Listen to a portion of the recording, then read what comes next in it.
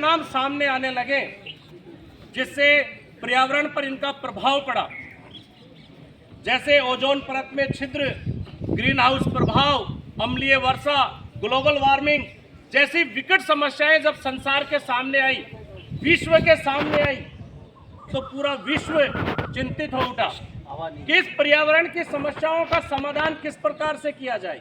अगर इसी प्रकार से ये बढ़ती रही, क्योंकि जो विकसित राष्ट्र थे वो विकास की होड़ में इतने अंधाधुंध भौतिक सुखवादी युग के अंदर इतने अंधे हो चुके थे कि उन्हें इस पर्यावरण के बारे में समझ ही नहीं आ रहा था कि कैसे क्या किया जाए। सिर्फ उनका एक ही ध्येय था कि हम विश्व में नंबर 1 आए, नंबर 1 पोजीशन हमारी बनी रहे। एक ताजे आंकड़े के अनुसार ऐसा कहा जाता है कि ऑल ओवर वर्ल्ड के जो लगभग 193 देश हैं, जितना प्रदूषण वो 1 साल में करते हैं उतना अमेरिका, जितना प्रदूषण वो 25 साल में करते हैं उतना अमेरिका जो विश्व शक्ति है 1 साल में प्रदूषण कर देता है।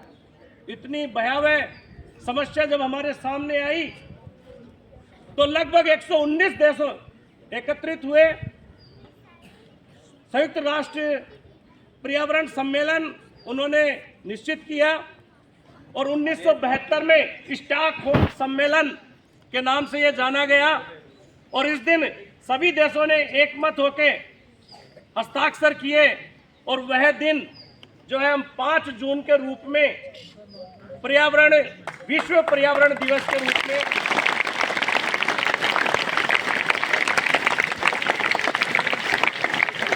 जब सभी देशों ने एकमत होकर इस पर्यावरण के प्रति जागरूकता लाने का प्रयास किया और 5 जून को विश्व पर्यावरण दिवस घोषित कर दिया, तब से लेकर हम आज तक पूरे विश्व में पर्यावरण संरक्षण, उसके प्रति जागरूकता, उसके लाभ समझाने हेतु हम प्रयासरत हैं। 1974 से आपका देश प्रतिवर्ष 5 जून को विश्व पर्यावरण दिवस मनाता है। हमारे वेदों में भी कहा गया है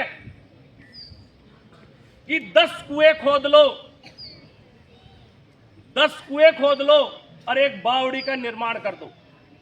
10 कुओं के बराबर आप चाहे 10 कुएं खोद लीजिए या एक बावड़ी का निर्माण कर दीजिए, बराबर पुण्य मिलता है। 10 कुओं के बराबर एक बावड़ी और 10 बावड़ी के बराबर एक तालाब। आप 10 बावड़ी का निर्माण करो या एक तालाब का निर्माण कर दो, और 10 तालाब के बराबर एक पुत्र।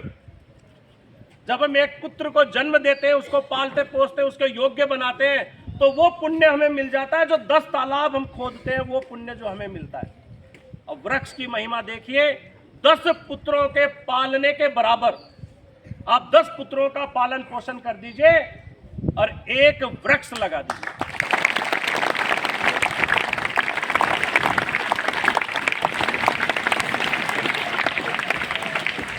विश्व ने, संयुक्त राष्ट्र परिषद पर्यावरण ने, पर्यावरण संरक्षण जो संस्था है उसने इसके लिए बहुत से कदम उठाए हैं। उसी की एक उपशाखा है यूनेस्को। यूनेस्को जो है ऐसे क्षेत्र जहां पर जैव विविधता और वनस्पति विविधता होती है, उन क्षेत्रों को एक विशेष नाम देती है, हॉटस्पॉट, और उनके लिए संरक्षित क्षेत्र घोषित करती है। उसके बचाव के लिए, उसकी देखरेख के लिए बजट देती है। ऐसे बहुत से कदम विश्व स्तर पर उठाए गए हैं। भारत सरकार भी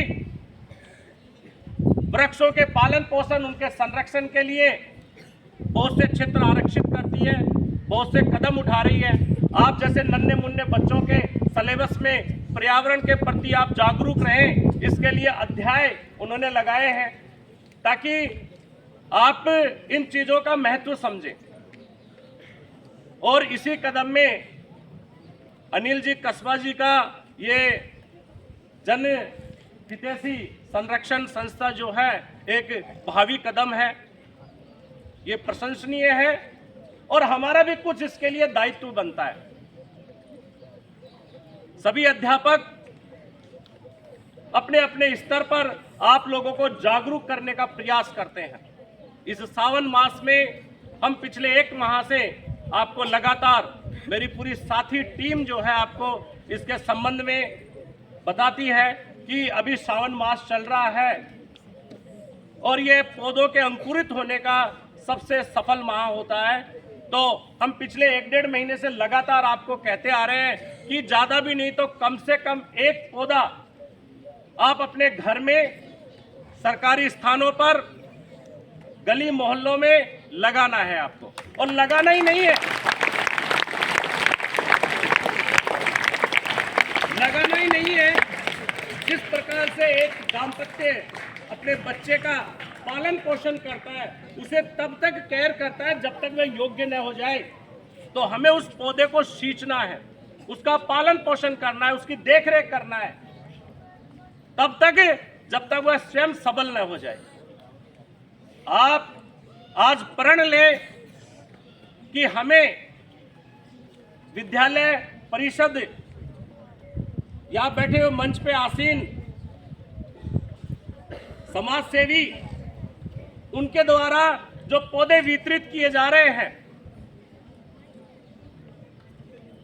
प्रति विद्यार्थी को 1-1 पौधा आपको दिया जाएगा।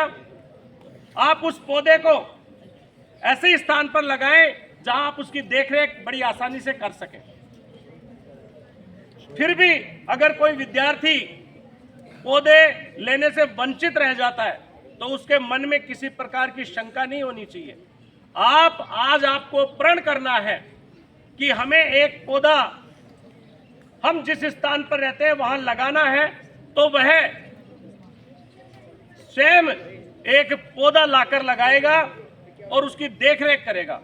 निश्चित तौर पे आपकी आत्मा उस समय गदगद हो उठेगी जब आप उसकी छांव के नीचे, उस पेड़ के नीचे बैठेंगे और आपका मन करेगा कि ये पेड़ जो है मेरा लगाया हुआ है। उस दिन आपको असली जो संतोष प्राप्त होगा। फलदार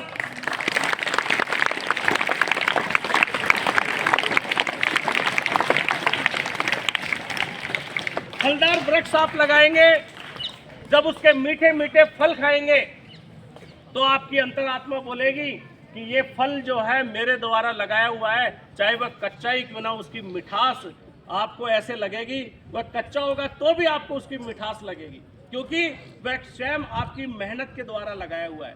तो आज हम इस विद्यालय प्रांगण में ये प्रण लेंगे कि हमें इस वर्ष ही नहीं, हर वर्ष 1 पौधा लगाना है और उसकी देखरेख करनी है तब तक जब तक कि वह पेड़ न बन जाए। जय हिंद, जय भारत।